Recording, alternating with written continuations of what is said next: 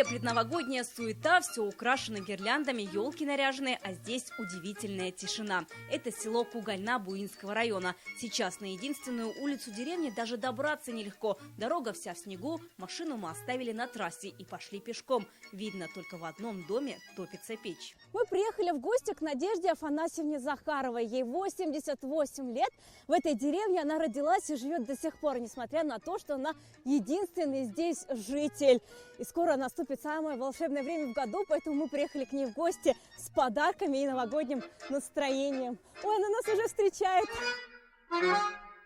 Здравствуйте! Здравствуйте, здравствуйте! Надежда Захарова вот уже 5 лет живет одна в Кугальне. Все соседи либо разъехались, либо ушли в мир иной. Из родных 2 детей, 3 внуков и 6 правнуков. Кто в городе, кто в соседнем районе. А Надежда Афанасьевна уезжать из села не собирается. Вот никуда мне не хочется. Лучше моей Кугальны нигде на свете нет. Вот и Новый год все свои 88 лет празднуют здесь. 2024 тоже будет встречать дома. Это семейный праздник. У каждой дети все дома будут. Но я одна с телевизором и с кошками. Ну что Новый год, как и все, наверное, ждем что-то к лучшему. Баба Надя заведовала клубом, была секретарем комсомольской организации, работала в колхозе. Вспоминает, даже 31 декабря проводили почти весь день на ферме. К вечеру бежали домой готовить и накрывать новогодний стол. Вот елочка. Несу.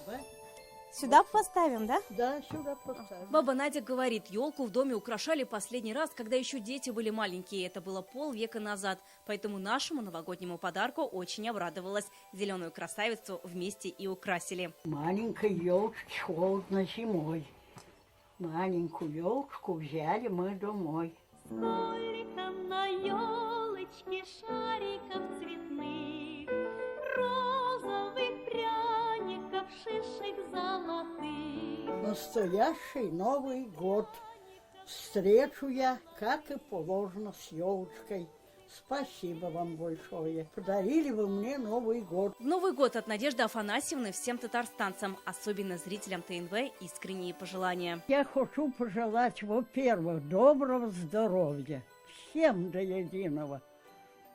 Во-вторых, успехов в работе, успехов в жизни и благополучия всем.